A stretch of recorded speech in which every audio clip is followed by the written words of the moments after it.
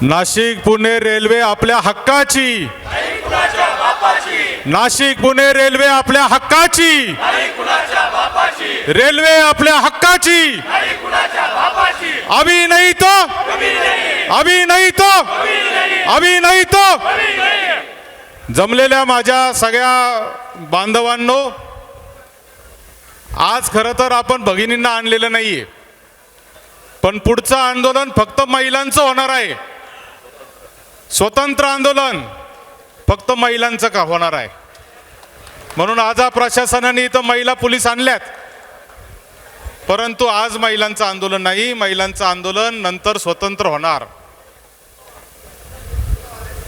Nashik Pune railway ही 90च्या दशकामध्ये पुणे नाशिक मुंबई या सुवर्ण त्रिकोणाला जोडणारी रेल्वे झाली पाहिजे अशी एक मागणी तत्कालीन रेल्वे मंत्री सुरेश कलमाडी साहेबांनी खरं तर ती मांडली आणि नाशिक आणि पुणे हे दोन्ही शहर जवळ आणण्याच्या हेतूने आणि त्याच्यामधले जे काय आपले गाव आहेत, सिन्नर असेल, संगमनेर असेल, जुन्नर असेल, खेड असेल, आंबेगाव असेल, चाकण असेल, या सगळ्या गावांमध्ये प्रगती करण्यासाठी खऱ्या अर्थाने ही रेल्वे झाली पाहिजे अशी मागणी त्यांनी त्यावेळेस केली आणि त्या रेल्वेचा पाठपुरावा सुरू झाला।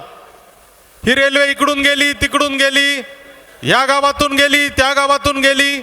मागचे 25 वर्ष आमच्या जन्मापासून आम्ही हेच ऐकत आलेलो आहे का अशी रेल्वे जाणार आहे, रेल्वे जाणार आहे। बोलता बोलता आता आमचं निम्म आयुष्य गेलेलं आहे।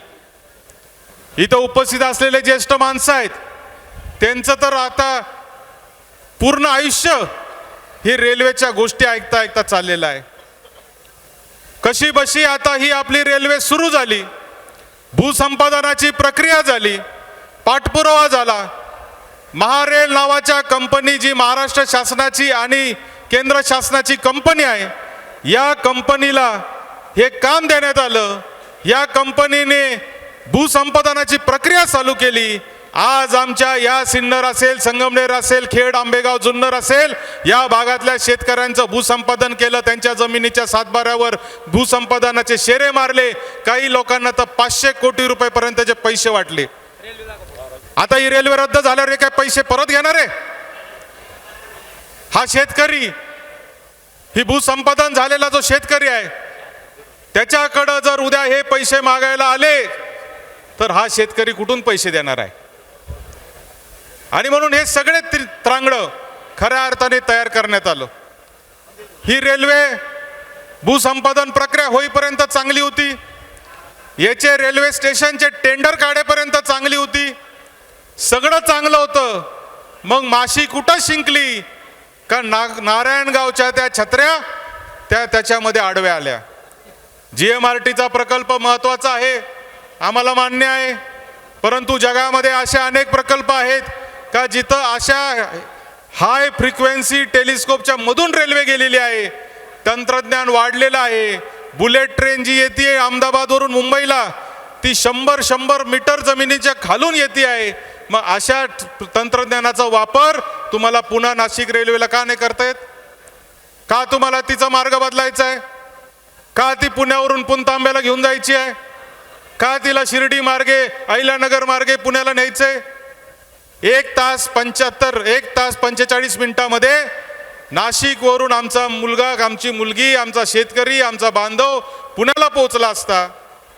दिवसभर चाकणमध्ये काम करून संध्याकाळी घरी जेवायला आला असता। दिवसभर नाशिकमध्ये काम करून आमचा मुलगा, मुलगी, आमचे शिकणारे मुलं मुली घरी आले असते। परंतु ही रेल्वे त्याच्यामुळं आमच्यासाठी नको आहे का? आमच्या मुलांची सोय नको आहे का? आज माझ्या डोळ्यासमोर अशा अनेक उदाहरणं आहेत की करते मुलं मोटरसायकलवर येतात आणि ॲक्सिडेंटमध्ये त्यांचे मृत्यू झालेले आहेत। असे अनेक उदाहरणं या पुणे नाशिक हायवेवर आहेत। आणि म्हणून ही रेल्वे झाली पाहिजे अशी आमची मागणी आहे। या मागणीसाठी सातत्याने आम्ही पाठपुरावा करतोय। इथे खासदार राजाभाऊ वाजे आहेत, त्यांचाही संसदेमध्ये पाठपुरावा चालू आहे। ते आमदार होते तेव्हापासूनचा पाठपुरावा चालू आहे। प्रत्येक लोकप्रतिनिधी त्याच्या पद्धतीने पाठपुरावा करत असेल, परंतु सरकारला लोकांच्या मनातल्या भावना जर समजून दाखवायच्या असतील तर रस्त्यावरच उतरावं लागतं आणि त्यासाठीचं आजचं हे आंदोलन आहे। हे आंदोलन कोणाच्या विरोधात नाही, हे आंदोलन कोणाच्या विरोधात नाही, हे आंदोलन हे आपल्या हक्काची रेल्वे आपल्याला मिळाली पाहिजे यासाठीचं आंदोलन आहे. 9 जुलै 2024ला मी 9 जुलै 2024ला मी केंद्रीय रेल्वे मंत्री अश्विनी वैष्णव साहेबांना भेटलो होतो. आज त्या गोष्टीला जवळजवळ 25 महिने होत आहेत. 25 महिन्यापूर्वी मी त्यांना भेटलो. त्यांना सांगितलं, साहेब ही रेल्वे सरळच करावं लागेल, हिला वाकडं तिकडं करून तुम्ही बघू नका. अश्विनी वैष्णव साहेब हे पूर्वाश्रमीचे अधिकारी आहेत. त्यांनी फक्त नफा तोटा पाहिला. इकडून रेल्वे गेली तर तोटा होईल, तिकडून गेला तर फायदा होईल. कोणी त्यांच्या कानात जाऊन काय सांगितलं आम्हाला माहीत नाही. पण त्याचा परिणाम आज असा झाला की अश्विनी वैष्णव ऐकून घ्यायलाच तयार नाही. राजा भाऊ सुद्धा ही गोष्ट मान्य करतील का केंद्रीय मंत्री ऐकून घ्यायलाच तयार नाही. आणि त्याच्यामुळं खऱ्या अर्थाने ही वेळ आपल्यावर आज आलेली आहे. आज चाकणमध्ये रास्ता रोको आहे, पुणे जिल्ह्यामध्ये आहे, संगमनेरला आहे, सिन्नरला आहे. खरं आहे, मान्य आहे मला. मी खरं तर या निमित्ताने या रस्त्याने जाणाऱ्या येणाऱ्या सगळ्यांची माफी मागतो की आमच्यामुळं तुम्हाला ताण झाला, प्रशासनाला ताण झाला.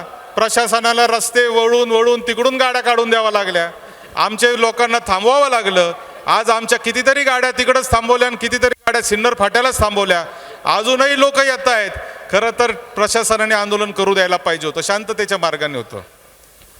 परंतु कशाची भीती, आणि मग त्या भीतीमध्ये त्यांनी आमच्या आंदोलकांना येऊ दिलं नाही. ठीक आहे, हरकत नाही, प्रशासनाने प्रशासनाचं काम करावं, आम्ही आमचं काम करणार आहे. हा जो समृद्धी महामार्ग आहे, हा जो पुणे नाशिक महामार्ग आहे, हा थांबवण्याची लोकांचे हाल करण्याची आमची काही हौस नाही. लोकांचे हाल होऊच नाही हेच आमचं म्हणणं आहे. परंतु 2-4 तास हाल झाले तरी चालतील, पण 2-4 पिढ्यांचं जर कल्याण होत असेल तर हा रास्ता रोको इथं झालाच पाहिजे या मताचे आम्ही आहे. सरकारचं लक्ष वेधण्यासाठी हा रास्ता रोको आहे. खरं तर 26 फेब्रुवारी 2026ला विधान परिषदेमध्ये ज्यावेळेस हा प्रश्न मी मांडला, त्यावेळेस मुख्यमंत्री देवेंद्रजी फडणवीस साहेबांनी मला आश्वासन दिलं का याच्यासाठी आपण एक तज्ज्ञांची कमिटी नेमू. ती कमिटी मागच्या 8 दिवसापूर्वी म्हणजे जवळजवळ 6 महिन्यांनी नेमली गेली.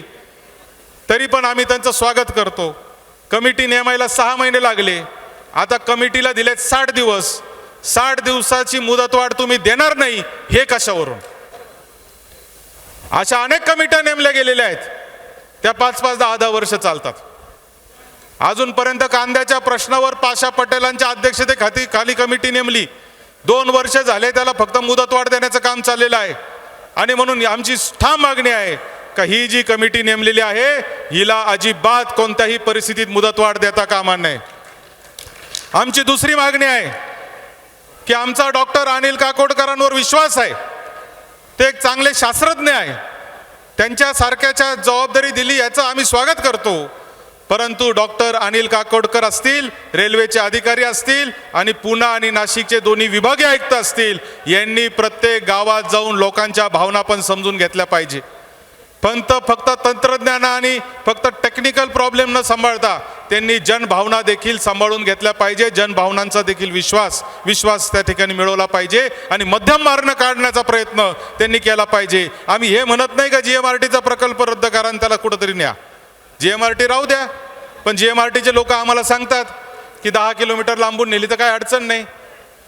डॉक्टर खासदार अमोल कोल्हेंनी ज्यावेळेस माहितीच्या अधिकाराखाली GMRTला विचारलं की तुम्हाला काय अडचण आहे का, GMRTने उत्तर दिलं का अजून आम्हाला विचारलंच नाही, तर अडचण सांगायचा प्रश्न येतो कुठं? आणि म्हणून या ज्या गोष्टी आहेत या गोष्टीचं देखील आपण सगळ्यांनी भान ठेवलं पाहिजे. आजचं जे आंदोलन आहे हे आंदोलन खऱ्या अर्थाने भावी पिढ्यांसाठीचं आंदोलन आहे.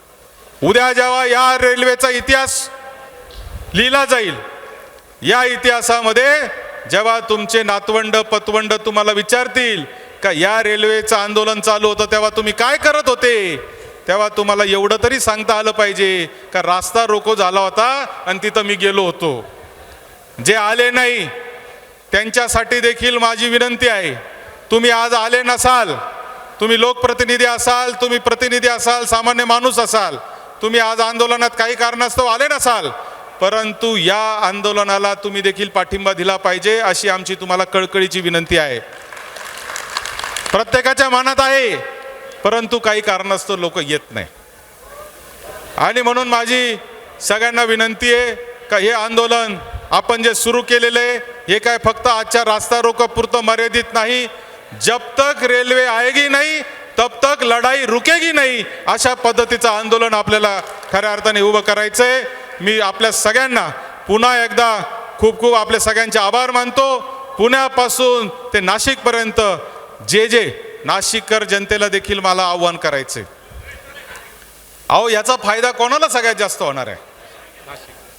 याचा फायदा सगळ्यात जास्त नाशिक शहराला आणि नाशिक जिल्ह्याला होणार आहे.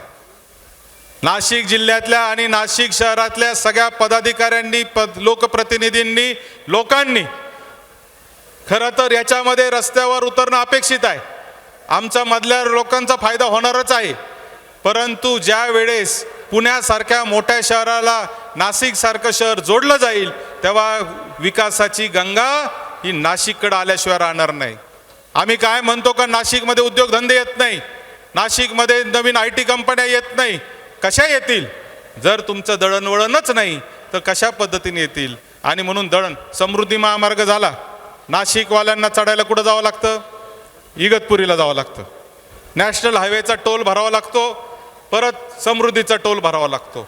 नाशिककरांना समृद्धीचा पण फायदा नाही, नाशिककरांना रेल्वेचा पण जर फायदा नको असेल तर मात्र आपण काहीच करू शकत नाही. आणि म्हणून माझं कळकळीचं आव्हान आहे, हे आंदोलन काय माझं आहे, कोणाचं आहे, राजा भाऊचं आहे, कोणत्या पक्षाचं आहे, कोणत्या नेत्याचं आहे, विसरून जा.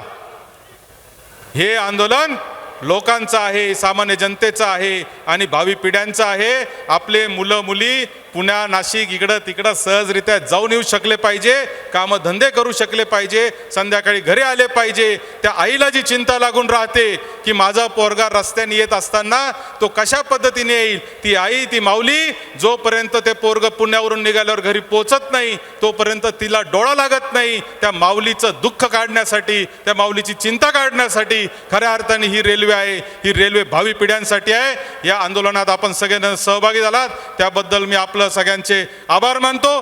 माझ्यानंतर राजा भाऊ वाजे आपले लोकप्रिय खासदार हे आपलं मनोगत व्यक्त करतील आणि त्याच्यानंतर आपण समृद्धीचा रास्ता रोकोचं आंदोलन त्या ठिकाणी करणार आहे. साई दृष्टी नेत्रसेवा चष्माघर अकोले शहरातील सर्व अत्याधुनिक सुविधा उपलब्ध असलेले एकमेव अद्ययावत शोरूम म्हणजेच साई दृष्टी नेत्रसेवा चष्माघर. आमच्याकडे Titan, Fastrack, Puma, Oakley, Velocity, CK, RayBan, ID, Vogue, Police, Stepper, Scott, Carrera, Tommy Hilfiger, Killer, Crizal, Zeiss, Prime, Bronzer, Yash, Bausch and Lomb, Johnson and Johnson, Alcon आदी कंपन्यांच्या फ्रेम्स, सनग्लासेस, लेन्सेस व contact lenses योग्य दरात उपलब्ध.